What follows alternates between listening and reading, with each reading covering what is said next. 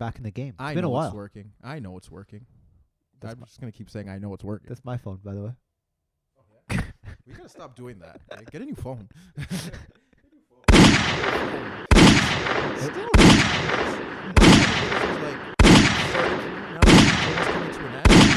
No, they don't know. No, You don't know. I don't know You've anything. been there for 2 weeks. You had a nice little vacation. Vacation was popping. Vacation was good.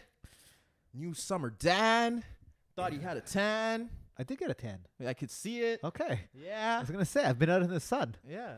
Yeah. I hope so. Yeah. 2 weeks? We're never getting 2 weeks again. Nope. Nope. Nope. I don't even think 2 weeks was in your contract. But Oh, I was nice. Gave you 2 weeks. Recharge, refresh. We've been doing this for the entire season. It's the last time we'll ever do that again. And if we ever do it again, that means the podcast is over. Which people probably already think it's over. Take a 2-week break. Yeah. Oh, okay.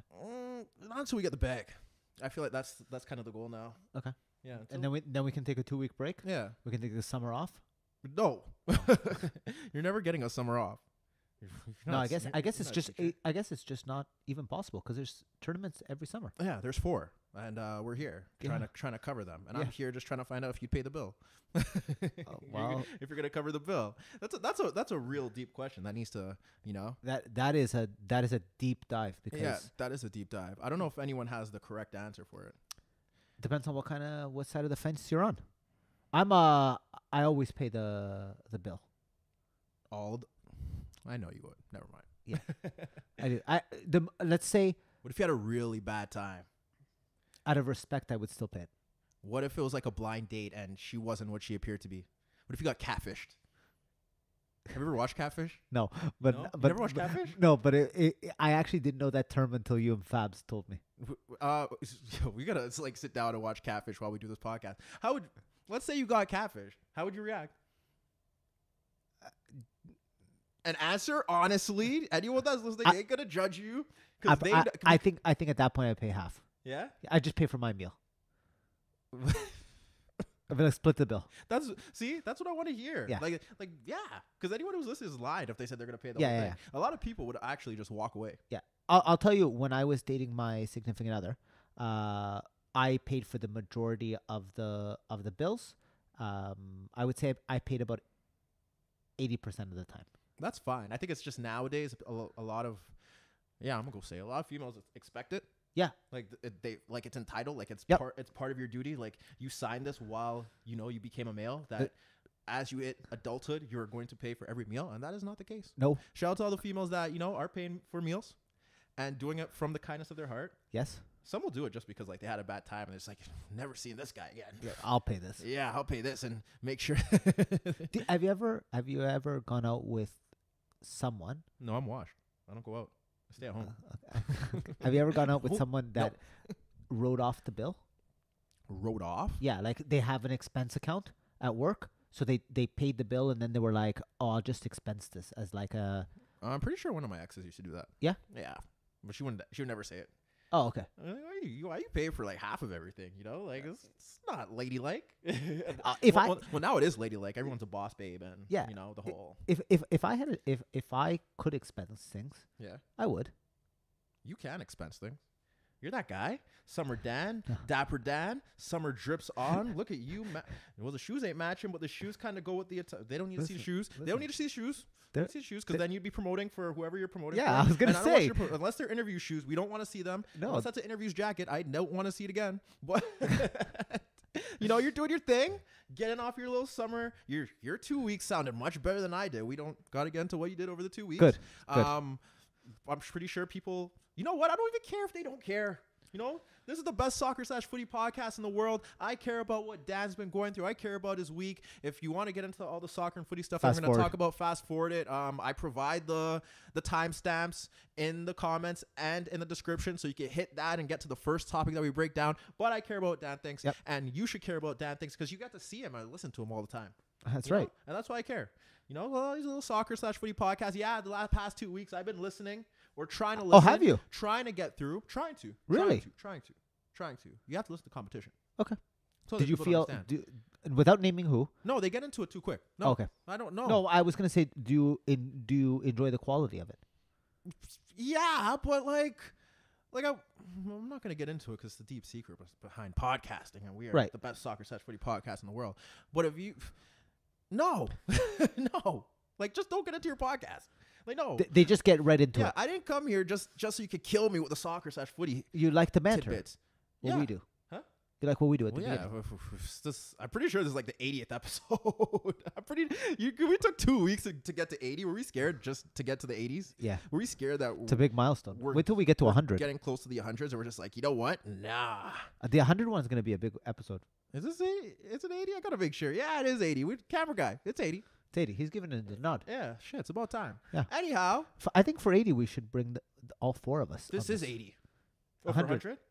Yeah, Fab's on vacation. So Fab's on vacation till further notice. Oh, He is healthy.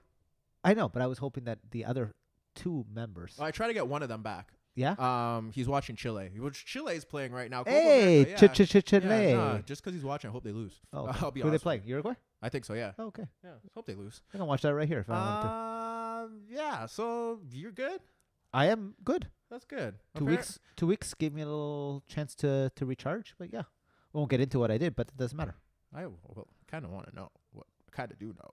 No. I'm pretty sure they'd want to know. They want to know the other side of that. No, they They want to don't. know why you get it popping. They want to know why this is your summer. No, Dan's summer of Dan. I had They want to a know why the drip's on. listen. Because you had 2 weeks. Got to refresh, recharge, Yeah. get into your little bag. Yeah. You know, enjoy time with the loved ones I did. and the ones that are loved but shouldn't be known that they're loved, but they are loved. Correct. Yeah. Yeah, I know, that person. I know how it goes. Yeah. I used to be you. Yeah, I know. I know. Now I'm not. No. But what did you do? I don't know. We don't have time for that. Yeah, we do shit. And, I don't do shit. I watch soccer. There are 4 tournaments going on, and they try to overwork me. I was like, how am I going to watch all this and try and get to the podcast? And then one team plays on the night we're doing the podcast, and we have to wait until Monday to do the rest of the podcast. So, I decided that this was the perfect day to kind of do it because all the big teams that we are probably going to talk about have played. And Chile, Uruguay will get to you in the knockout round of Copa America whenever that gets on. Yep. And it's been a junk tournament anyways. Sorry, South American fans. You know what?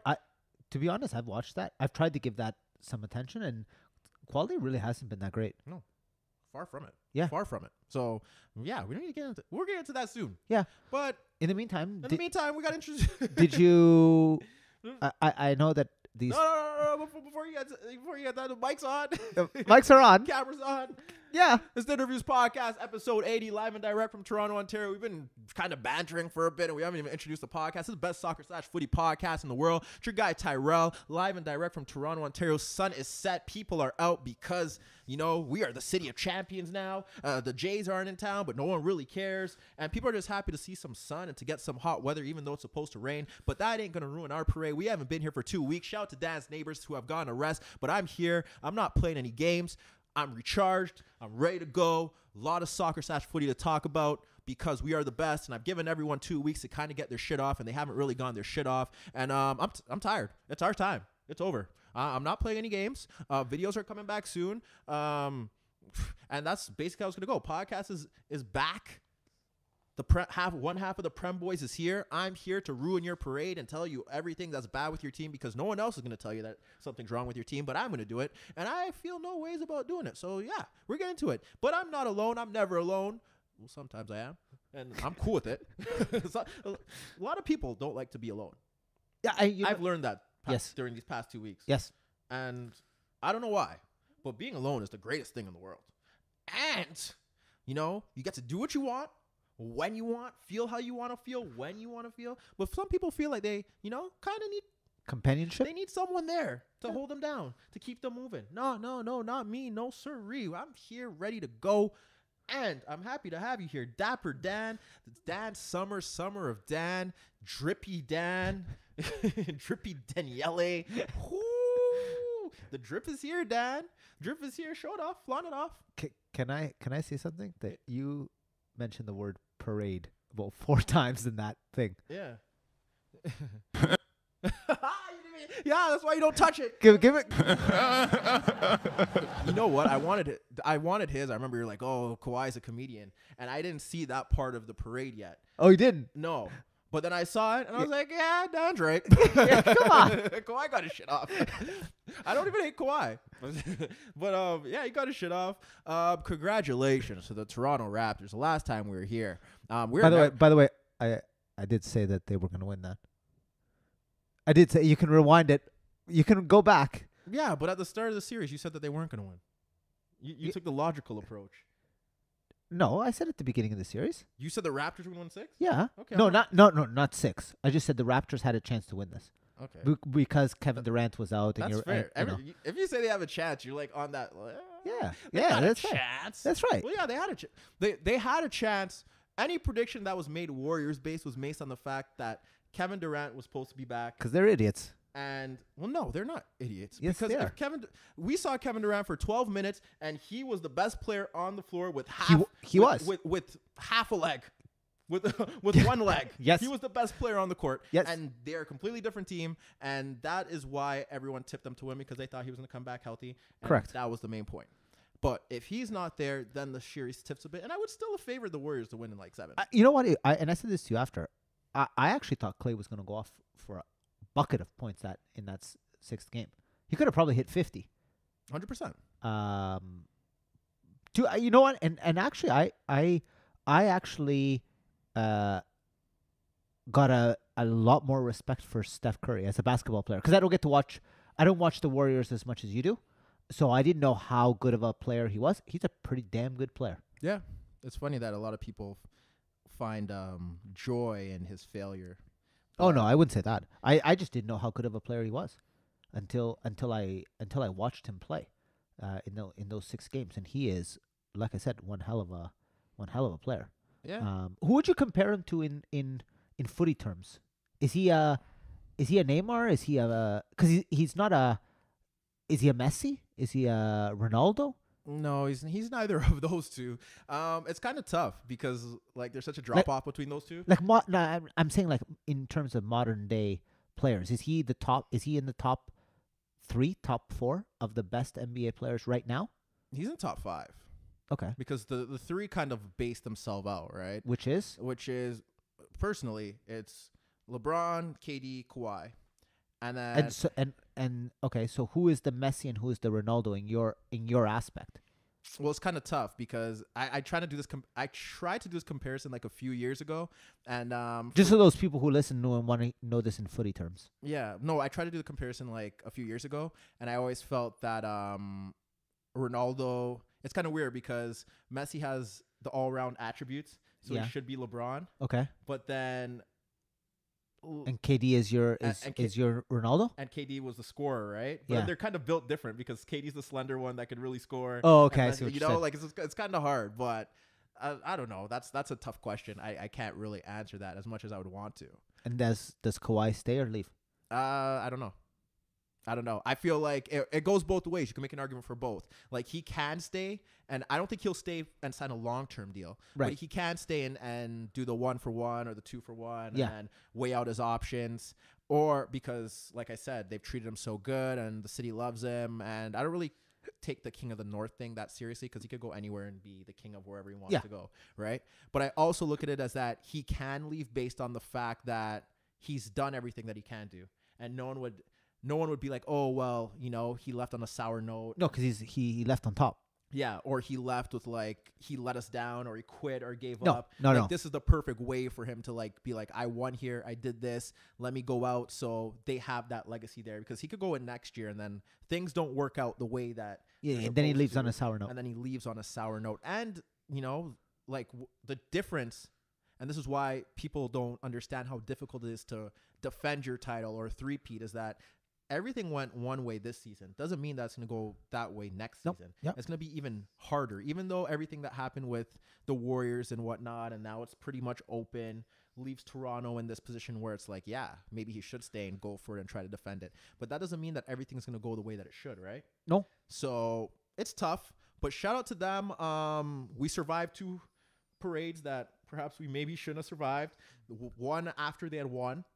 The night that they won, that was crazy. And then the actual parade where there were millions of people on the streets, and that was another situation in itself. Yeah, but it was. You know what? It was funny because I was speaking to someone who works on television, and he was telling me that he was coming back from doing the late night show, and Lakeshore was still open by the time he was coming back, and they allowed the rush hour traffic to come through, and they just weren't prepared for the sheer volume of the number of people that were going to line the streets. But you see, like they should know that. That's what I said. But No? it took them, I think it took them about 5.5 hours to get from Exhibition to Yeah. Nathan Phillips Square, Yeah. which is ridiculous. Yeah, it's almost as bad as the Cleveland one. I think the Cleveland parade took like 7 hours. Yeah, And that's granted, like these are cities that haven't won in so long. correct. So like But Toronto should get used to it. They just had a parade a couple years back. okay, that doesn't count as a parade. And we've told you that. That does not count as a parade. Oh, it does. That does not count as a parade. It was- That was even half of what this Raptors one was. Correct, but I'm just saying that don't discount on that parade. Yeah, a lot of people don't give them any love. I know. It's crazy. And I don't think they ever will. I don't know why. Yeah. Well, I know why. We'll get to those guys in a bit. Yeah, we will. The ones partying when they got the week off, and I got little pictures of them. Yeah. This is, and then you go to Dallas. Yeah, we'll you get to get you. We'll smoked. get to you in a bit. We'll get to you in a bit. But yeah, I mean, like you said, the city was. I'm happy for the city. I'm actually, and I said this on this podcast, and I'll say it again. If there was any other Toronto team that I wish wins the title, it was the Raptors. yeah. So shout out to them, man. Shout out to them. I think it only hurt. The only thing that really hurt me, I got over it quickly, was the fact and the manner in which Golden State did lose. But it was good for the city. It was nice to see everyone out. And I don't know, the feeling the people have is like you'll never get to live through this, see this again. Like that kind of went over quick. Like the parade's done. Yeah. And like I expect that, but it's good for that. I feel like now the summer, there's going to be a positive vibe throughout it. Everyone's happy. Yep. And yeah, man, shout out to the Raptors. And anything else? What else did we miss? It's been 2 weeks. It's kind of doesn't feel like 2 weeks, but No, it I know. does. And A whole bunch of tournaments going on, which you already touched on. yeah, 4. I'll give a shout out to someone who wanted a shout out. So I'll give a shout out to a colleague of mine, Mariana. Okay. And I know she listens to this, so when she listens to it, so shout out to you and your Colombian. She asked me if we were going to talk about Colombia on this podcast tonight, Oh, and I assured her that Probably not. we would not touch on Colombia, but she has predicted that they are going to win the Copa America. Okay, we'll get to that in a bit, and we will mention them again. So I told her I would shut her out because she is a very hardcore. I wouldn't say hardcore, but she is a Nacional fan actually. Okay. So she knows her soccer. Okay, we'll get to them next Monday 100% in detail. I promise you that. And we'll get to them a bit. What else happened? There's National Donut Day. You don't really care? No. You don't eat donuts? I hate donuts. OJ's back on Twitter. Hey, I don't know if we should be celebrating that. if the glove don't fit, you have to quit. Okay, and next topic. We'll get to Nations League in a bit. What else happened? Dominican Republic, don't go there. A lot of people are dying. Oh, yep. Stay weird. Yeah. Think about getting on a little plane and then to hear that happen. I was like, just keep myself rooted until like August, September. Yeah. Yeah, I'll do the podcast and then disappear for a few days and then come back. But that was interesting. Hopefully that doesn't happen for I don't know how long. I just hope it doesn't happen again. No, exactly. But that's been like a spree. Yeah, it was. Like everyone's falling like flies. Yeah. It's kind of scary. It's normally Mexico, but that's fine. Yeah. Well, whatever. Stay safe if you're away. Yeah, stay safe if you're away, man. Lady that fell asleep on the plane and got left on the plane. Did you? That's the second time. I heard that this morning. Yeah. Whatever. I don't know what to say to shout to her that she was able to wake up. It would have been more trippy if but the plane can't leave. Well, it could, but did she fall asleep and it was like on the tarmac? Yeah. But it's a lot of gravel you're taking. Yeah, whatever, man. Hey, it is what it is. Basketball players are in rap beefs. Dame Lillard, I don't know if you heard I didn't about even that. know. Yeah, No. don't worry. You didn't miss much. But Okay. they're beefing and they're rapping. Chris Brown commented. You didn't hear about that. Would you ever? I know a lot of people won't do it. Is that the guy who beat up Rihanna? Yes. Okay, sorry. Go ahead. He's a superstar. Why do you ask that? Then he commented on his ex-girlfriend's new man's page and Instagram. On his ex-girl, on Rihanna? No. Oh. He did another girl and she's dating a new guy and he commented on his Instagram profile. Would you ever do that? No. No? Have you ever wanted to do that? Yes. Yeah, but you never did it? No. Should we applaud guys that do that? No. No? But Sorry, let me get this right. He commented I don't know what he commented on on his ex-girlfriend's new boyfriend's page. Yeah, well, not No. new boyfriend. They've been dating for a while. Okay, no. No, but why? Because people want to do it. Yeah, I know, but come on. Is Like, this, so you can comment on her page Uh-huh. on all you want, Okay. but to go as far as to go, no, that's just wrong. That's too much. And then he said he got hacked. You got hacked? Yeah. Everybody gets hacked when they do something stupid. That should be my excuse. Oh, I got hacked. No, you didn't. You're just stupid. Hey man. I don't know. I don't know. I've never done it, but I know there've been times in the past where it's like, shit, he took my girl. He ain't the one. I gotta let him know that I'm that guy and that she's gonna come back. Listen, if I don't know, man. They're guys. if it's meant to be, it's meant to be. That's all I can tell you. Okay, fine. Okay. I maybe the only person I was like, whatever, Chris. Do what you gotta do, man. No. Don't say you got hacked. Own that shit. Don't applaud that. No, what's next on the docket? I don't really know. There's a lot of stuff that did happen. I hope the streets get a bit safer. Toronto streets? Yeah. Got to keep them a bit safer. And I think that's about it. There's obviously a lot of soccer stuff we got to get into, but I'm just trying to think about like what's happened like outside of like music and whatnot, just like world related stuff besides Trump being Trump and Doug. No, I don't want to talk about that guy. No, we don't get into that stuff. And neither we never will. No. You're wrong place. Yeah. We'll find wrong podcast. Yeah, we'll find a podcast to plug if they plug us. But Yeah. No, we're not getting into that. No. Anything else? Nothing else that really caught your mind? I'm pretty sure there are other stuff. I'm sure if they come to it, I'll just blurb it out. There's one more. I remember it. What is it? Dad. Hey, man. No. I'm going to shout them out in a second. These guys deserve a shout out. Okay. But nothing else? No.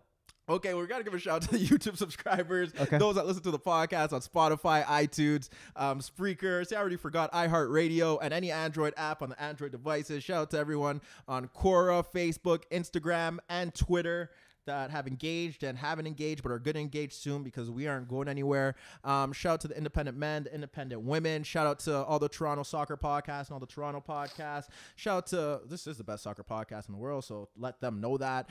Shout out to all the kids that are out on school, all the teachers that are about to go out, all the people that are going to their colleges and getting me stuck in traffic. Hate you all. Friday was the worst day of my life. Oh, yeah. Shout out to everyone, man. Shout out to everyone in Toronto. Shout out to the country that celebrated everything that happened with the Raptors. You know, I think we're just gonna leave it there. Shout out to the guys that go to the gym smelling nice. That was that's what caught me. Yo, this is crazy. When you go to the gym, do you smell nice? No. When you leave the gym, do you smell nice? No. I've encountered some dudes that go to the gym, and I'm just like, you know, you just sniff, and I'm like, wow, this I can't use the word that I want to use, but this guy smells nice. Pause. He smells good. How do you come to the gym smelling good, and then they leave the gym smelling good? Like, how? You ever encountered that? Fleecy?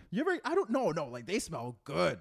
Like I was like, like I wish I smelled like that. Oh, like as if when you were gonna go on the streets. Yeah, Nice. like I'm stepping out on a Friday, Saturday night, the 416 streets. Like they smell good. Oh. Hitting the bench press. I'm doing the incline dumbbell, and I'm like, yo, this guy smells great. No, I don't know how. I want to ask, but I feel like that would be No. You do not ask. No, I don't talk to females in the gym. I'm gonna talk to a dude. Yeah. Like, why do you smell so good? Yeah. But no, it's Let me know what happens if you get a dumbbell to the head. It's a serious question that I need to break this down. Because I don't smell good when I go to the gym. I don't Do you shower before you go to the gym? Before? Yeah. No. Okay. I just want to make sure that it's 2019. Guys are moving a bit different. No. And so are females. But guys are moving a bit different. So I don't shower before I go to the gym. I shower after the gym. Like a regular any human normal being. person. But these guys smell like they shower before the gym while they're actually working out. You know, guys go to the bathroom.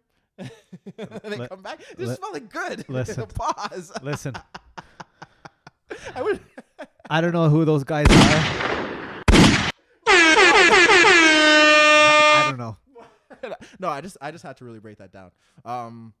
That was on my mind for 2 weeks, and I kept encountering it, and it was just different gyms, and like dudes are smelling good. Like, is this the play? Like, maybe you gotta talk to a girl. You're sweating, but you smell good. You get your bars off to her, maybe But if you smell bad, like, do you have to go talk to her?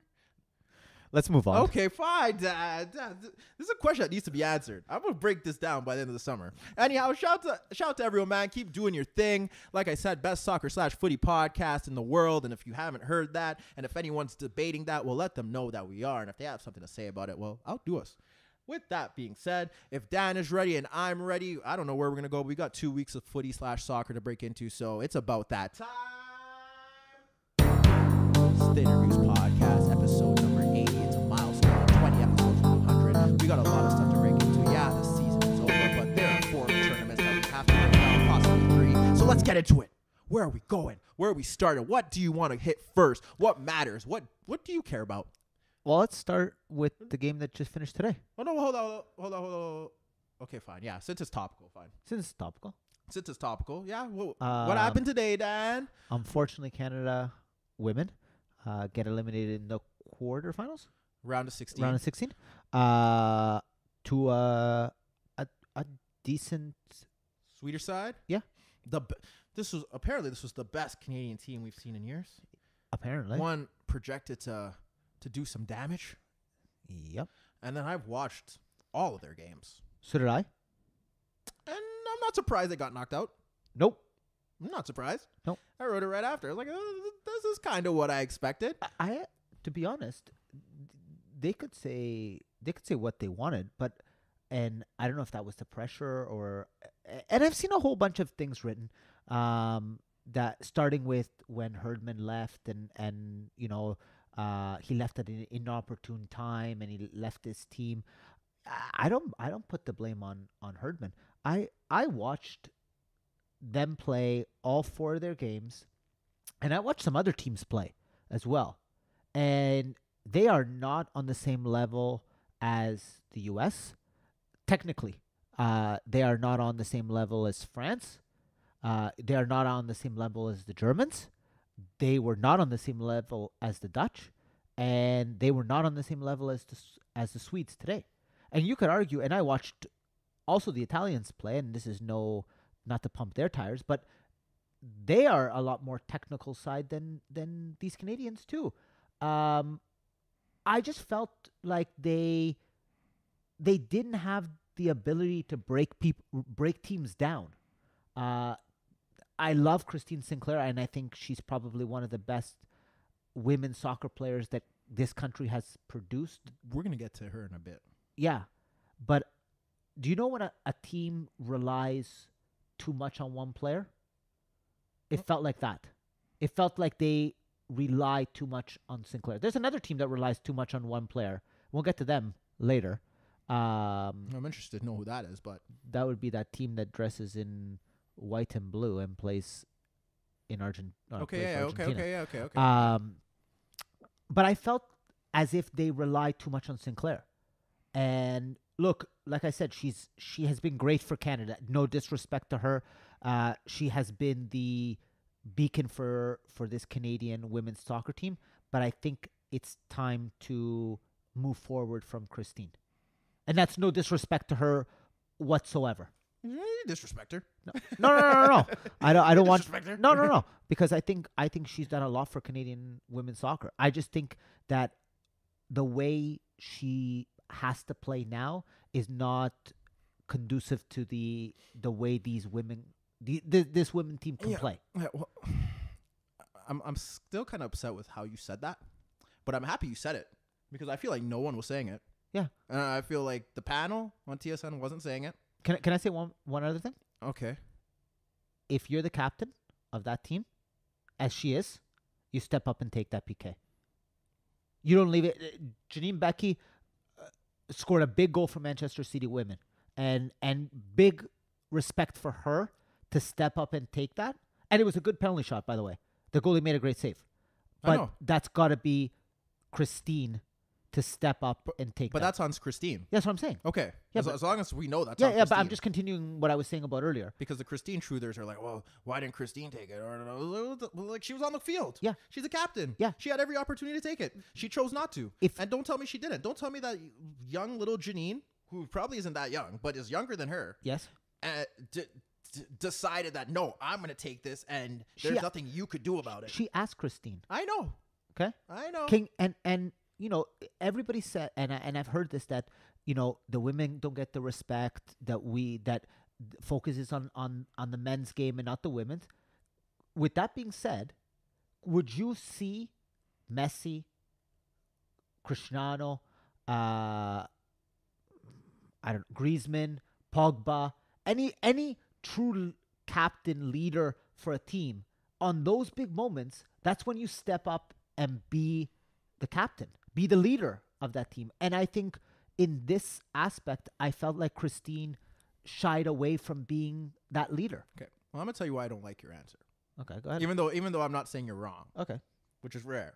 I know. I know. That's why. I'm not saying you're wrong at all. Okay. But I want to know what didn't you like about it? I want to know where you want me to hit first. You want me to Canada first? You want me to Christine? Or you want me to the people? Because I'm going to hit out everyone. One by one. Go with Canada first. Okay, so Canada first. Who's the coach? We don't care. Heiner Muller? Okay. Can't pronounce really his last name. Okay.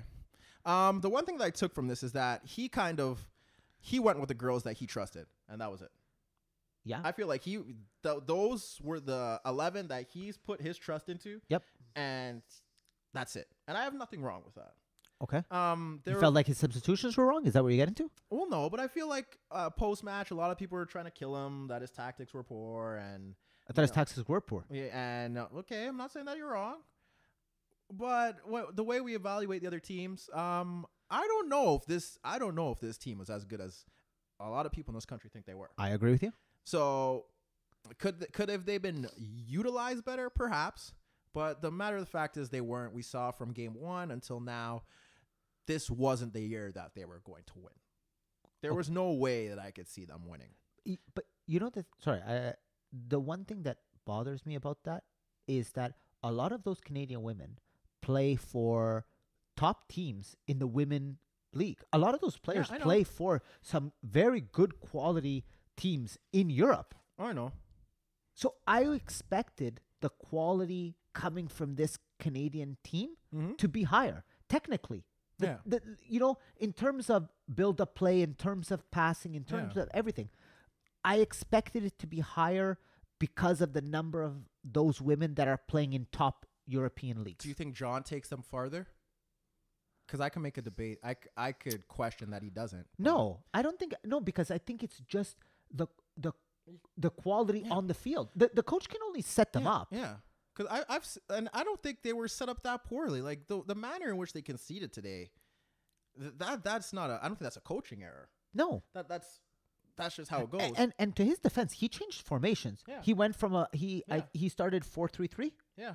And then he went to 3-5-2 We've at seen some him play point. That, yeah. So tactically, I don't think the blame should go on him because he tried to change tactics. Okay, so that's why. Sorry, go ahead. And I look at the players, and Desiree's nice, Schmidt is nice. No real creativity. The players out wide, they're okay, but they're nice players, but they're not the best of the best. Mm-hmm. They have good players. Yep. I don't want to go and say they have very good players. And I don't want to say they have the elite of the elite. But mind you, this is someone who's not watching them on a week-to-week basis. So I'm judging it from what I've seen over the past 2 weeks. And from what I've seen from the past 2 weeks, they were never going to win the tournament. And I don't, even if they made it to the next, I think they're on the better side of the draw. Yes. Even if they made it to the next round, I don't know how that would have went for them. They wouldn't have got past that Germany team. Yeah. So let's take that for what it is. They to the country, they've underachieved. To me, they've kind of hit where I expected them to hit. Mm-hmm. Now we're going to get to, because I look at the game against Cameroon, and the biggest problem here is that defensively, I don't think they're that bad. No. But they can't create a chance to save their life. That's the problem. They don't have any goal scorers to save their life. And which is a bit surprised. Who was supposed... Well, I don't want to use Sinclair's name. Besides her, because I'm going to get to her in a second. Okay. Besides her, who was supposed to be... Janine, I guess. Jordan Heitma, I guess, is supposed to be an up-and-comer. Okay. Because it was Prince played behind... Prince, I guess Adriana Leon, who plays for West Ham. Yeah, she came on after. She came on. And was just hacking at every shot that she could. Yeah. I mean, that's it. Okay. So like I said, I didn't think they were good enough to be where they should be. And this wasn't surprising. So We'll leave that there. Okay. Now we get to Christine. I don't know when I want to pull this little interview not the interview, but the little rant. Should I do it before I speak about Christine? No, let her go after. Maybe they go after. So should I just play it now? No, say what you want to say first. No one's going to say it. So I'm going to say it. Christine's been washed. Okay? Christine's been washed. Christine's been washed. And now I want to know, because we killed the men coaches for doing this and bringing players based off merit and based off the past and the final swan song, because I felt the same way about Marta throughout this tournament until the game against France, where she kind of did play well. But I just kind of feel like she was at a place and she slowed down the play. And, unless she was just there for the experience and guiding the younger players through and I can agree with that if she was on the bench. Yeah. But they're playing. Yeah. And when I watched Sinclair over these past 3 games, I know she did score, or 4. The question I asked myself is, what are you offering? You look past it. You look slow. You don't look like I had no. I knew she wasn't gonna break that Wambach record. No, unless it was PKs. Like, I knew she wasn't going to. Oh, but let me tell you, she will break that record. Well, yes. Yeah. I would like to think she's gonna score at some point. Yeah. But I knew it wasn't going to be at this tournament. No. And I watch her play, and I'm like, she just doesn't fit. And I actually could make the case that she's probably slowing down or taking away from what this team could be. But she kind of has to be there based off the name. And I think that's a big problem. And I don't think no one has said that. I didn't listen to the panel enough to see if they said that. I doubt they're going to say that because there's too much respect. And this is no disrespect to her, because I could disrespect her, but I would never do that. But I just don't think she was fit to be in that squad if they're looking to win. And when I say fit to be in that squad, I mean fit to be a key focal point in that attack. Would you have had a problem if she was coming off the bench? I wouldn't. Okay. But the question is... So the inclusion of her in the squad is not the problem. It's the inclusion of her in the starting 11. And I feel like it was just an automatic. Like, she had to be there. And I felt that puts a coach in a predicament where, he's probably thinking what I'm thinking, but he can't do anything about it. I agree. And I feel like if he does do that, as we saw with the penalty stuff before it was stated that Janine did ask her, then there would be a backlash if Christine Sinclair doesn't start. And Christine's had a phenomenal career. And what was the best tournament that they've performed in? Was it the Olympics? They won bronze twice. They won bronze, right? Yeah. But the only... And this is not to take away from her, but the only time where Canada really challenged for a tournament was the Olympics. Yeah, when they lost to the U.S. And I felt like those performances, those games, and we'll get to that, and that's my thing with Sid in a bit, is that they relied on moments of Christine Sinclair brilliance. Of course they did. I don't think, and I could be wrong, I'd have to go back and watch, but from what I remember, it wasn't like, oh, Canada's the new superpower of the world's game and at the women's level. No. Or Herdman is some genius of a coach. There was always talent there, but we're still seeing that the talent isn't where it should be. Correct. It's good, but it's not great. It's not elite. No. But it also pushes you over the hump when you have someone like Christine who can reach that level and push you over the games and provide you with moments of brilliance. And to your point, and I know people are going to get upset at me saying this, but I don't see Canada as one of those tier 1 teams.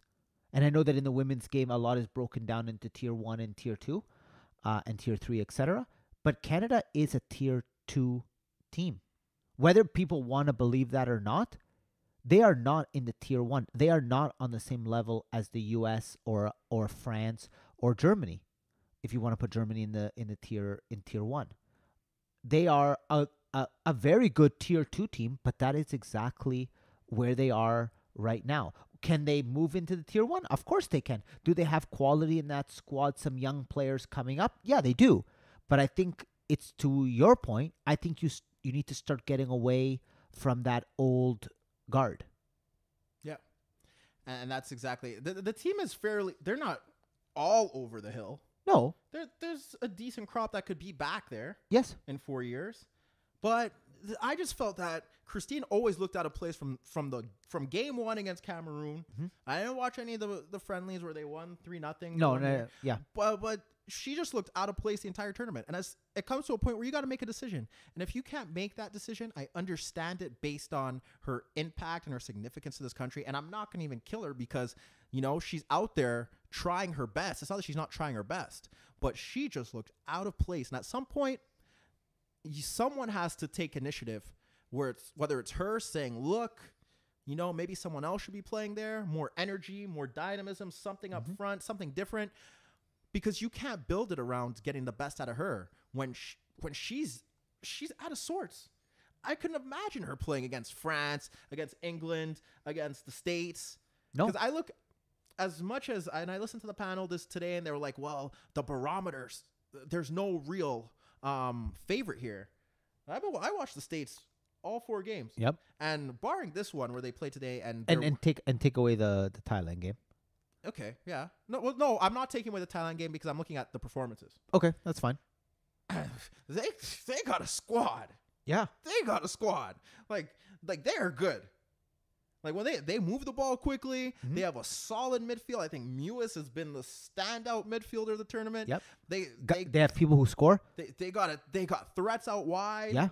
Like that is a whole package. I still think their coach is also a bit iffy. Yeah. Because she could have bottled that game today. But Tobin Heath is one of my favorite players for that US team. I really like the way she plays. You can always say, oh, Alex Morgan, but Alex Morgan is a legit star of the women's game. Yeah. But I think Tobin Heath and Julie Ertz, for that played good today too. She played and Rapinoe. Yeah. All those guys are legit players. Yeah. Canada doesn't have those type of players. And that is my point. And that is also when you have to look at that in terms of the bottom. Yeah. And not to say that we're doing a bad job in that respect, but you know, there's room for improvement. There's room for growth. Like to be at this stage is good. Like we cannot take that away from them. No. And they're consistently in that at that level. Yeah. So I'm not saying it's doom and gloom here. It's not a failure. It's not disappointment, but there's room for improvement. Yep. And you could look at those countries and you could see it, and there's work that has to be done. But that's where I go with the Sinclair thing. I just felt like she just looked out of place from the start. It didn't really look like it made sense. And I was waiting for someone to take initiative and really pull the plug on it. But they didn't. They lived and died with it. That moment now is the key talking point. Why did Janine take it? Everyone that doesn't really watch the game or understand it thinks that perhaps she chose it and the people are killing the coach for not having a designated penalty taker. At the end of the day, when you look at the way the Canada squad is constructed, Christine should take it. Yeah, you don't need a penalty taker. Yeah. She's on the field. Yeah. You are purposely playing her. So, yeah, she takes it. Yep. She's the designated penalty taker. And if anyone else is taking it, it's on her watch. Yep. That's why you're the captain. Simple. It's on her watch. She's right there. And she allowed someone else to take it. And that is how it crumbles. You can't kill the coach. You can't kill Janine because it was a good penalty. It was a great save. And even if she did score, and even if Canada did somehow go through, it wouldn't change the narrative because we would possibly having this conversation just a few more days later. And then it leads to us, because after all this happens, we have to have one of my favorite people, the voice, because he's everywhere. Of the voiceless? The voice, well, people listen to him. Yeah, go ahead. He's good at what he's doing. So let's run it for a bit and let's see what he had to say. Field for Canada, some of them. Why would we not start it from the start? Start from the start. If Christine Sinclair was hurt there, she should have been subbed off way earlier. We don't know. We'll find out after the game. At some point, Christine Sinclair can't do everything. That shows me that he clearly wasn't watching the tournament. No. Because, look, Sid, she wasn't doing anything throughout the entire tournament. So we cannot say that she can't do everything because she was doing nothing. No. Keep playing. Some really talented players on that field for Canada, some of them who have well over 50 caps for their country. Someone needed to step up. Christine, Come on, Sid. Yep. You're kind of killing the squad. But if there's anyone that was supposed to step up in that moment, It's Christine. It was Captain Canada, Christine. At some point, the hit and hope stuff that you saw the entire game and for most of this tournament isn't good enough. I saw France-Brazil yesterday, Tim. This Canadian team couldn't hang 5 minutes in that game. Right. The way this team plays soccer, the way they're coached, the way the strategy is with this club needs to change. Now, my problem with Sid here is that for someone that has such a big voice, that gets to go on these little rants to help Sportsnet make their views, and this is me talking. This is not Dan talking. This is not young Daniele talking. For someone who has this voice to say all that, you would like to think that if there was a change that needed to be made, you would kind of do a bit more to kind of help push that in the right direction. I don't know what Sid does on his spare time.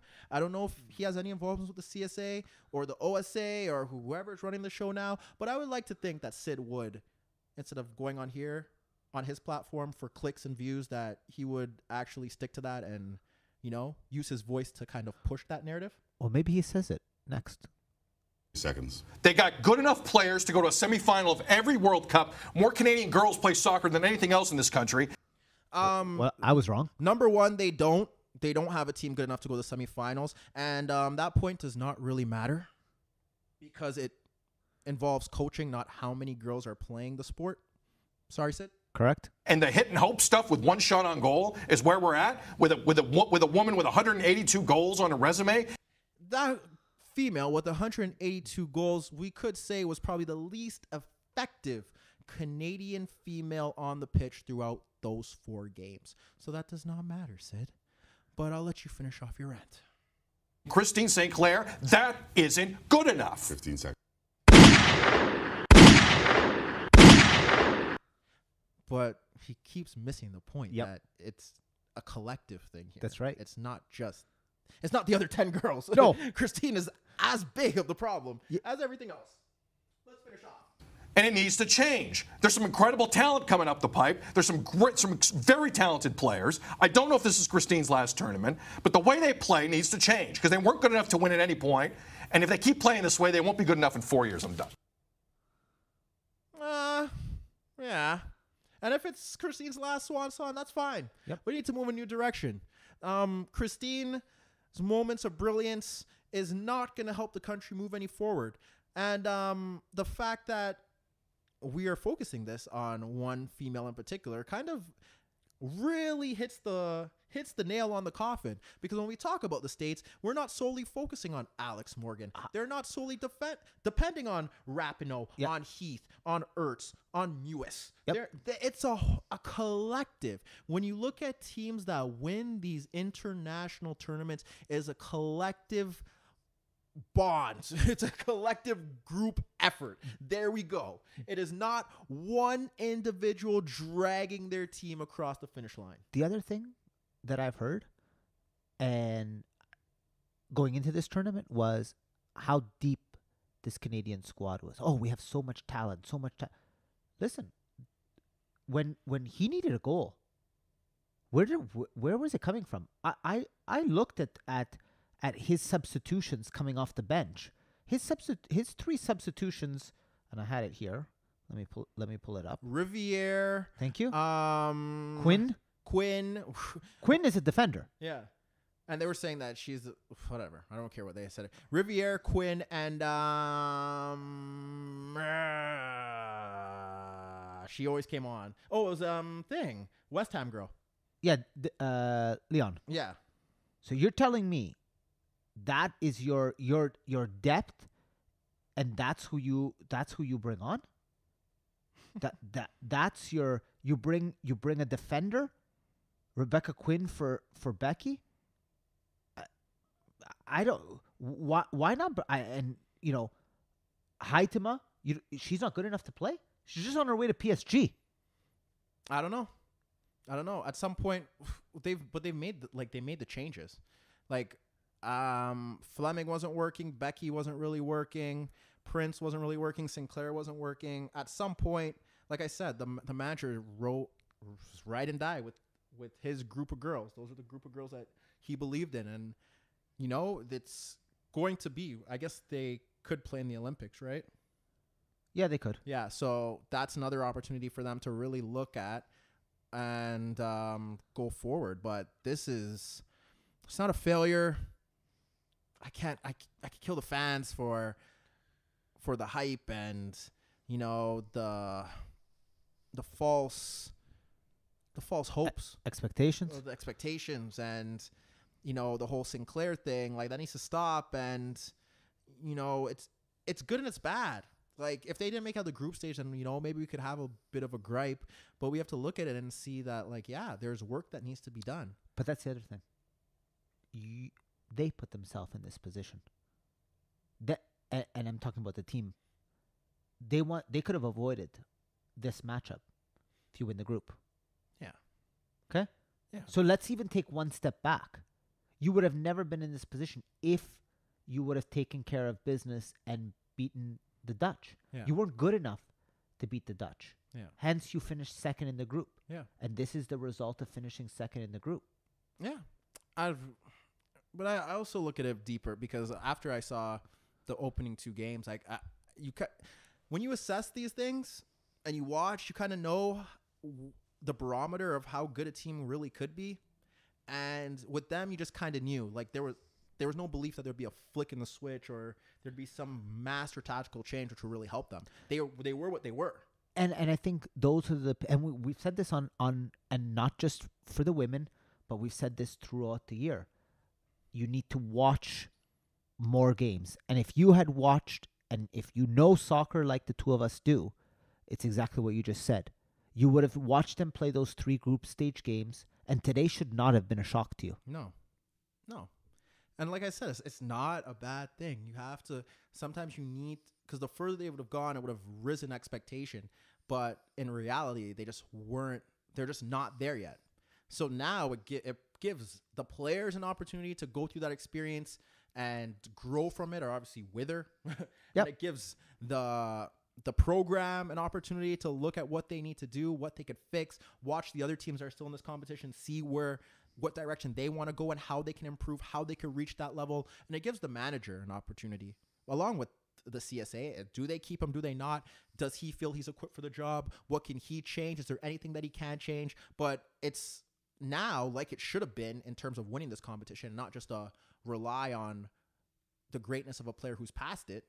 Now it's a collective job for the CSA, us as fans and supporters, and obviously the media, and then the players and the manager himself to get it right. And this is where they need to be. Sid could talk about them making it to a semifinals, but that wouldn't change the fact that they still aren't good enough. And at some point, you know, you get hit with reality. So that's where I feel. And it's like, no, I don't care. They are what they were. They showed it. It sucks, but there's room for improvement. There's room for growth. It's not an end-all, be-all. And now we have to sit back and hope that they get it right. And like I said, they're consistently here. That's more that we can ask. And just hope to see them back on that stage again. And then we look at the rest of it, and I wanted USA France, so I'm good with that. Yeah. And everything else kind of boils down good. But like I said, man, I've been watching a lot of the States, and they look really good. And I didn't get to see, obviously today they weren't that great, and there were individuals that didn't play up to their standard. But Kudos to that Spanish team, though. yeah. That's another team that I really like the way they play. They move the ball well. There's great movement on and off the ball. Very tactically solid squad. And I just want to say, because I've watched a number of these games, the quality of women's football is definitely on the rise. Yeah. So if you haven't watched any of these games, Take in the next round. yeah, because the quality of soccer women's soccer at this level has vastly improved. So I just want to say just a shout out to the women's game in general, because it's definitely come on leaps and bounds. Yeah. We're going to be in for a good quarterfinals, and I can't wait to see it. And we are back, so we're going to break it down here every Monday. And shout out to my other team who's still in it against China. Oh, really? Yeah. Was that tomorrow? Yeah. Okay, I'll tune in. Yeah. Whatever. Well, tune in. Yeah, a lot of those players play for that the women's Juventus team. Okay, I'll tune in. Anyhow, they lose. What's Oh. next? What's next? What mattered? mattered? Do you want to stay with the Canada theme? Oh, the Gold Cup and Yep. everything? Yeah, sure. What have you watched from the Gold Cup? Because to me, nothing really matters until they get to the round of 16. I'm sorry. I actually was quite. You're right. But I was actually quite impressed with the way they played against Mexico. Okay, before we get to Canada. Do you watch any of the States? I watched them beat down Trinidad and Tobago. Okay. Any thoughts? Yeah, Christian Pulisic might be not bad for this Chelsea team. He's actually he's impressed me a little bit in this brief 2 games that they've played. He hasn't played all season, so he should have a lot of gas. Oh, he's fresh. Yeah, he should be fresh. Yeah, he's fresh. Yeah. He's impressed me actually. He's caught my eye. Yeah. With him, there's just room for growth, so you expect him to get better. Yeah. But anything else that really caught your eye with the States? There's another good player in the States, and it's not coming to mind, but he had a very good game against Trinidad and Tobago. Okay. Striker. I haven't really done a deep dive into them yet, so. Okay. I've- When you do, he's Boyd. Okay. Boyd. Okay. Not the Boyd that plays for TFC. Yeah. They got the wrong Boyd. Yeah, those because guys. when I saw, I was Yeah. like, "Oh, No. Terrence got a call." No, he did not. Boyd. Okay. But yeah, that team is full of young quality players. Mhm. But I want to judge them when they play against anybody Yes. worthwhile. No disrespect to Trinidad and Tobago, but You disrespect anyone you want. that's fine. So I will hold my applause or my not applause to them once they play somebody good. I think they play Panama next, if I'm Okay. not mistaken. My thing with the Gold Cup is that there's a lot of filler games that I feel like there's no point in me really analyzing. And then like I got Mexico making a lot of changes. I don't know what Mexico's best starting 11 is.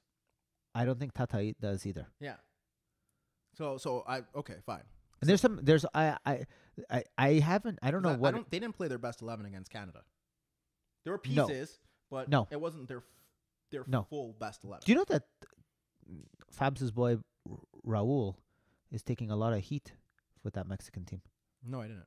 Yeah, Why? because he hasn't scored. I don't know what they want from that guy. To score. Yeah, I know, but he's had a long season with Wolves. Score. Oh, he's tired. Score. I realize that. You got to score. Listen, In life, you have to score. yes, I understand that. So yeah, but getting back to Canada, Okay, because I like I said, anything about Mexico that really caught your eye? I just don't think they've hit their peak yet. But they have a lot of good pieces on that team. Okay, and is there any other team worth mentioning? Because I feel like with the Women's World Cup, with this, and with Copa America, we're really gonna get the full deep dive next Monday. But I just want to know if I there's haven't watched anything enough. else. I haven't watched enough other than those 2. Okay, that's fair. 3. On a normal week, I'd probably kill you, but there've been so many games. Yeah. We all get a pass. So you get to Canada. Well, what do you want to say about Canada and John's boys? I was actually impressed how well they played, especially in that second half, against that Mexican team. I thought there was, I thought that there was signs of positivity going forward with this Canadian national team. I think Herman kind of got. I was just a bit shocked that he didn't put Osario in the middle, put Kate at left back, and put Davies at on the left at the top. I found that a bit interesting, and then Davies ended up getting killed For that second one? that goal, right? What's his best position? Because I've another podcast has said this has What's had this. Alfonso Davies' best position? Yeah, do you see him as a left back? Is that his or No, as a midfielder? no, he's not a left back. Usually, left backs are usually formed because they're not good enough to play at the top. Yeah. Usually. So what's his best position? Gee, I would like to think it's on some wing. Yeah. He's not a defender. No. He does not have good positioning to be a defender. Yeah. Any good defender would have not let what happened to him happen to him. Yeah. So no, are they saying that he's best positioned as a left back? Is that the consensus? No, it's pretty much split. Or they, because the only argument I could take from that is that perhaps they're trying to mold him into a left back, develop him. But Bayern is when he plays for Bayern, he plays in that left back role. Is he not? Does he not? Isn't that where Bayern see him as a left back? Well, they had him obviously when he came on as a sub. He was playing initially further forward. No, like I'm not saying that. I'm not saying what Bayern want and what is his best position are two different things. Okay. Bayern are probably molding him there because they have players up front that could play that role. Correct. And if they could use him in somewhat of a David Alaba mold, For Bayern, we're saying. for Bayern, Okay. then they could try. But Right. you're talking about Canada? No, he should definitely Be higher up the pitch? Yes. Okay. Because who's better than him in that position? Sorry, Kyle. No. And the blonde hair ain't doing it for you either. No. No, I mean, yeah, that's probably, yeah. And I know they have an issue at left back. Mark Anthony Kay out there? He ain't better. He ain't good there either. No. I have a problem with their entire back line. Yeah, yeah, I was waiting for you to say something because yeah. I have a problem with their entire back line. I actually don't mind Cornelius back there. I'm not well. When I say that, Because Atiba is not a center back, by the way. and that's a problem right there. Yeah. But you know where I'm going with this. That when I say an entire back line, the entire four as a cohesive has to be really good. Correct. One out of the four pieces cannot be good. No. Oh, no. I know you know where I'm going with Yeah. that. So it's happy that we have to emphasize that. Yeah. Alphonso Davies should not be a left back for this team. If Bayern Munich want to use him as a left back, It's a different story. I understand that because they have quality players around and they're trying to fit him in. Right. And if they mold him into a good left back and then he plays there for Canada, maybe I'll accept it. But it still kind of takes away from the fact that he's better than the rest of the guys up there. Yep. I have no problem with what you're saying about that they played better when they moved to a 4-3-3.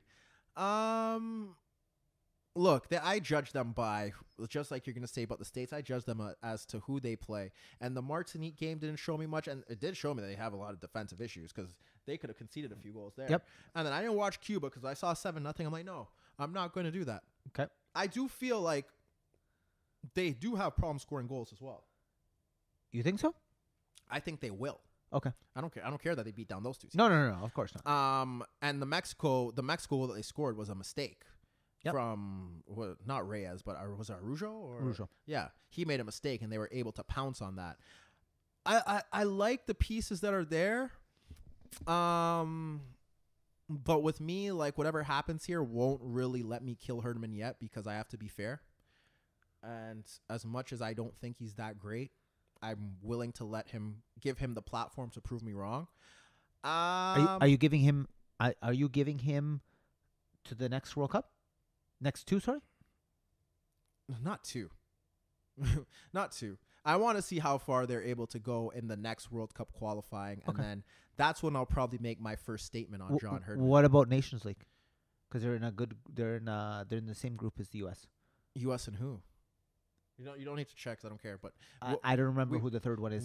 We can assess that after. I want to give him until the World Cup qualifiers. See if he makes it. See how well they do. If there's any room for improvement. I look at the team, and when I say I don't know where they have goals in them, I like Cavallini. Obviously, there's some bias here because I played with him and against him. Hey, so shout out to you. Yeah, so I see where that's going. Did you shut him down? Yeah, I did. You could ask him about it at the hangar. Play that Kawhi. No. He's a good guy, and if you played him now, you'd probably smoke me. Okay. What about Jonathan David? I see the promise. I see the potential there. Yeah. And that's the thing. There's a lot of potential here, and this is why we're gonna learn a lot about Herdman because the potential's there. You know what? I'm looking at the front four. Yeah. Right now. Yeah. With Cavallini, David. They're 92 and younger. Yeah. Osario and Hoylett. Yeah. Is that their best front four? Where Scott Arfield's deeper, right? He plays with Piet and just a little bit deeper. Yeah, Piet's not for me. Atiba's there for you? Well, for now, but like they got to find someone. I would like to think Mark Anthony Kay has to eventually slide. Yeah, well, he was injured last game. Yeah, so yeah. But Mark Anthony Kay, when healthy, has to slide in. He's a good player, by the way. For Piet, I see it. He's still raw, but I'm saying he has the potential to be. There's a lot of, and that's my point. There's a lot of potential in the squad, so there's no real excuses for Herdman because it's not like he's dealing with experienced players that he can't really mold. Yep. Like these are players that when we talk about the philosophy, everyone's talking about the philosophy, the identity that I've been hearing. He has the crop of players to develop that. So now it's on him, which is why I'm waiting. Because like I said, it would be unfair to kill him right now. But those are players that kind of the pressure's on them to show us something. And he brought in Liam Miller, and I like that player. He's 19 years old. Yeah. Plays in the Liverpool Academy. Yeah. So there is talent, like you said, there is talent on this squad. Midfield up. Midfield up. Yeah. Yeah. I still think they're, like you said, the person when Ashton Morgan isn't for me. Yeah. Well, clearly if they're playing other players there instead of him, then he knows. Daniel Henry, he's not for me either. Oh yeah, I know. So for me, who was playing right back? I saw Russell Tiber was there. He's not for me either. Godinho. Oh yeah, and he was He wasn't great. Yeah. So yeah, the back line is a little bit suspect. But from them up, from that up, like you said, there's quality to be had in this squad. What's their best? What would be a success for you in this tournament? Quarters? Losing in the quarters? If they lose to a top side, like if they were to lose to like a U.S., Mexico, Panama? Yeah, because Panama's kind of been there. Like if they Costa Rica, those type of teams. Yeah, like if they lose to teams that have been in the World Cup, if they're to beat them, it's great. But if they were to lose there, unless it's like a beat down, right? Like if they get beat down by Panama or Costa Rica, then we have a discussion to have. Okay. But if they lose narrowly to them, like it's not the end of the world, right? Because like I said, I can't judge them on this tournament. This is just a tournament for Herdman to get familiarized with the players, to put them in an environment where they know that these are the teams that they're going to be up against moving forward to try and make it to the World Cup. Yep. So this is the barometer. This is where we need to be. So this is kind of like a fair opportunity for him to test waters, see what he likes, what he doesn't like, give the players the opportunity because, like I said, the young crop that are leading the line, they need this experience. So it's up to him and it's up to them because it's up to him to get them on that page. Because I look at Osorio and he, like I said, it's not really built around him, so he has less pressure on him. That's perfect so for him. So he can perform. David, like I said, very young. Cavallini is playing at a high level in Mexico. Yep. So it's time for him to show up. And so is Junior. Okay, I'm tired with Junior. Really? Yeah. But he's playing a high level too. Yeah, but they got to end that. How old is he? I don't really care. 27? Yeah. No, man. No. No? He's not for you? No. Okay. He's not for me. He's not for me. But if he gets him going, pause. Yeah, he's 29. If you can't, you got to build around the players that we've named. Alfonso's another one. And I also feel like there's some unfair pressure on Alfonso because, like I said, very young. And when we really dissect it, I know he had a great season with the Whitecaps. Yeah. But if I really look at it, man, who else is going to have the great season for the Whitecaps? Well, yeah. They had no one. Yeah. He played well, but they had no one. So there's a lot of pressure on him, and it's a bit unfair. But Herdman has to find a way to get those guys going, and they have to also deliver on for themselves as well. Correct. Right? Oh, absolutely. So with them, we wait and see. So I can't kill them yet, and I can't kill him. But we will learn a lot in the next week or so. So then let's move to Copa America. Well, because I don't really have that much to say about this tournament just yet. I haven't really watched much of Chile or Uruguay. I did watch Uruguay play. I forget who they played, but they put on a very good performance. I think they're the best team there. Yes. So give me a second because I wrote down. I think they're the best team there, and I'm pretty sure they beat Chile. They did 1-0 tonight. Yeah, I think they're the best team there and it's based off just what they've been building on, right? Yeah, Tabarez has been there for so long. I really like him. Yes, he's a very good manager, and there's been a level of consistency there. And like I said, a lot of people forget that if Edison Cavani doesn't go down in the World Cup, they have a good chance of beating France, and they have a good chance of going really far in that tournament.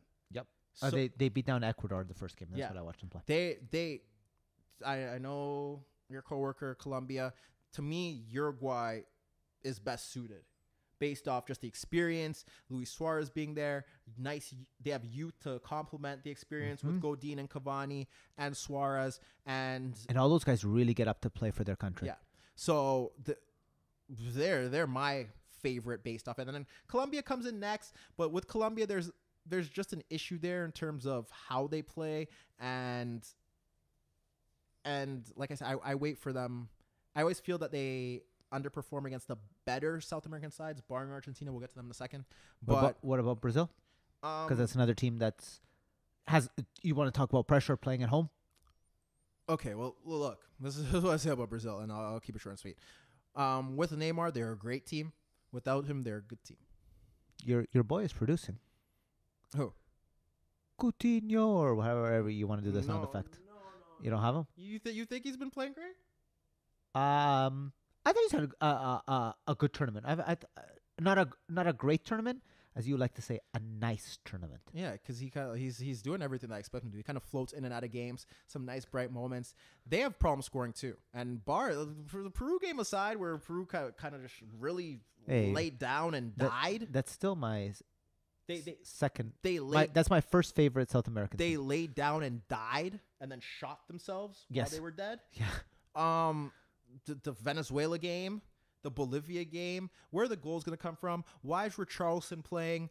Everton Ribeiro, to me, has been their best attacker. Yeah, absolutely. And he should start now. And then you have Everton Ribeiro. Firmino does look a bit tired. Crazy, a big indictment on Gabriel Jesus that he can't start up front, and then he plays out wide, and it's not really working for him. The midfield, the balance there. I'm still waiting to see what Arthur is.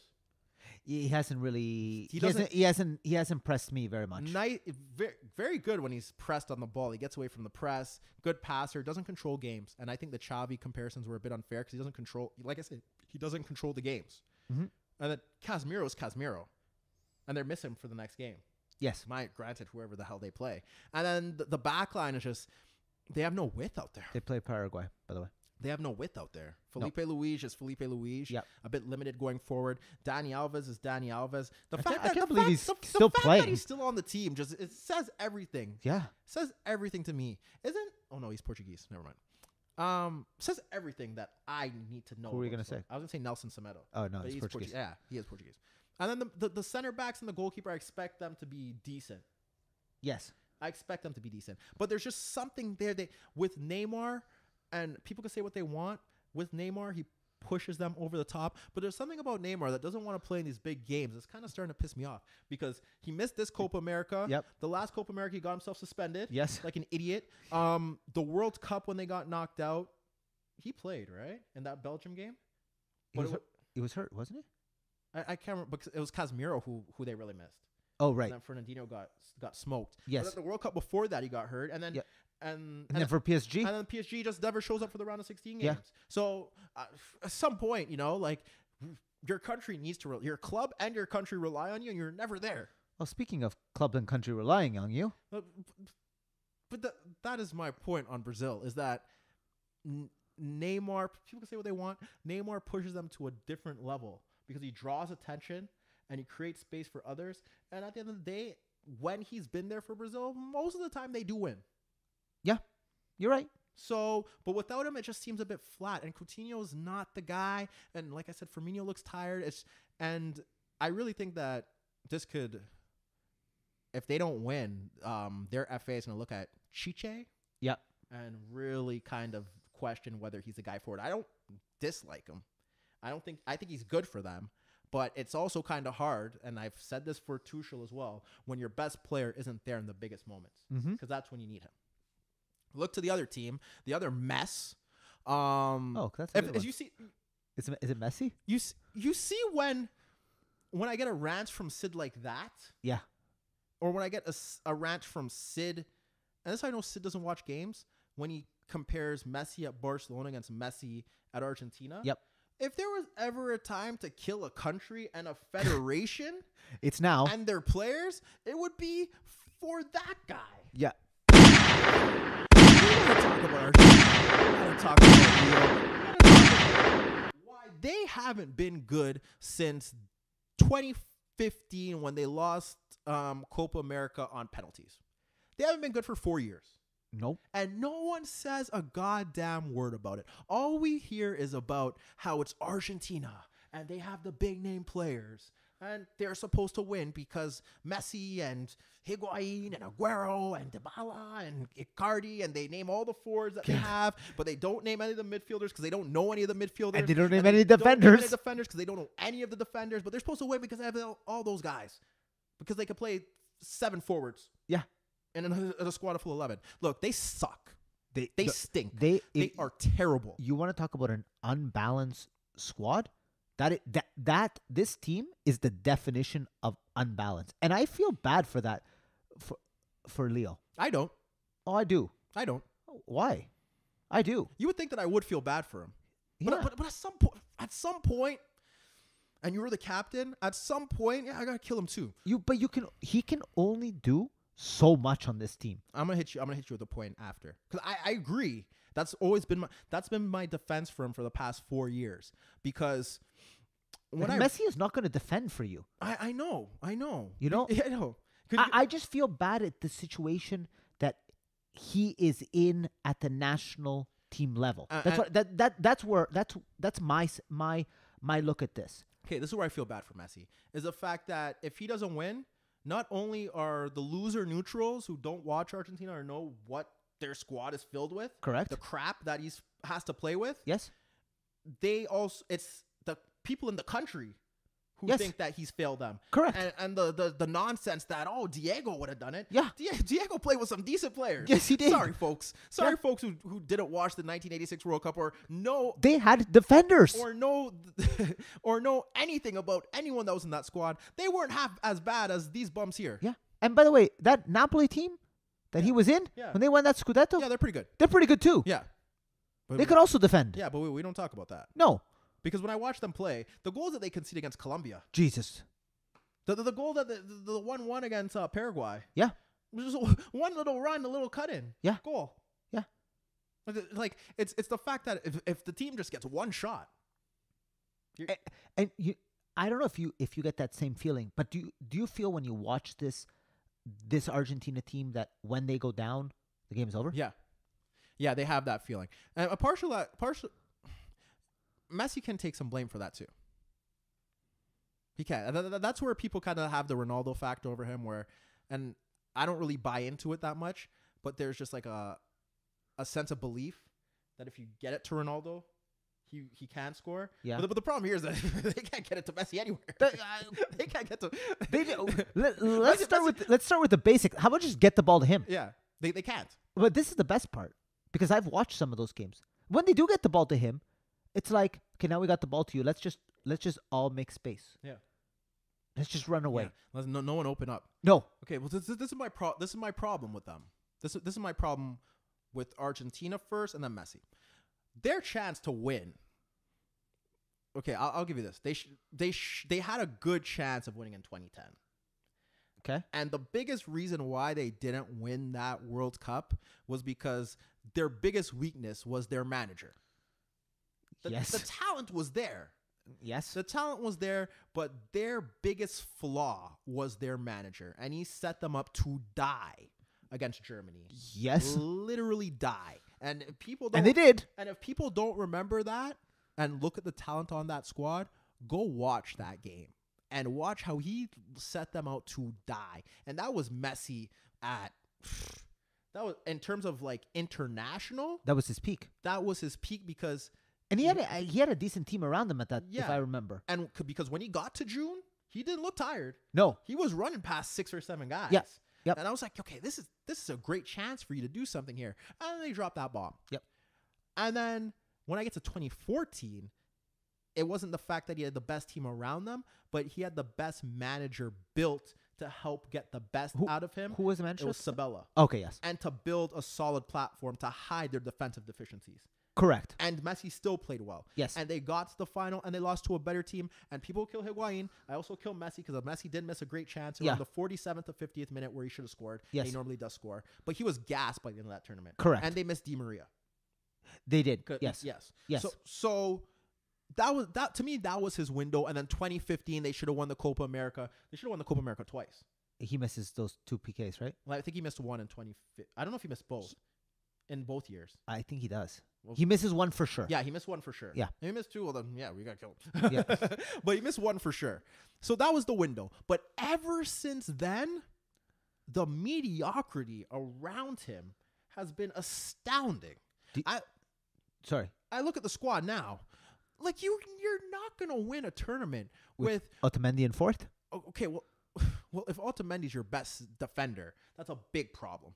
And Otamendi's a good defender, but he's not a very good defender, and he's not an elite defender. Correct. So that's where I stage it. He's a good defender. Yes. But he should not be the focal point of your defense. And fourth? Fourth was there because I don't know who else was playing, but the other bum couldn't do it. So No. yeah. And Tagliafico's a nice left back. I actually don't mind him, to be honest. He's a nice left back that played in an Ajax side that overachieved. Correct. He's not a great left back, but he's a nice left back. No. Yeah. But then we get to the midfield. Because I'm not even going to start with this midfield now. Okay. You are not going to win any cup tournament when the creativity coming through your midfield relies on Bilia, Ever Banega, Enzo Perez, Javier Mascherano. Now we get to Lo Celso, Paredes.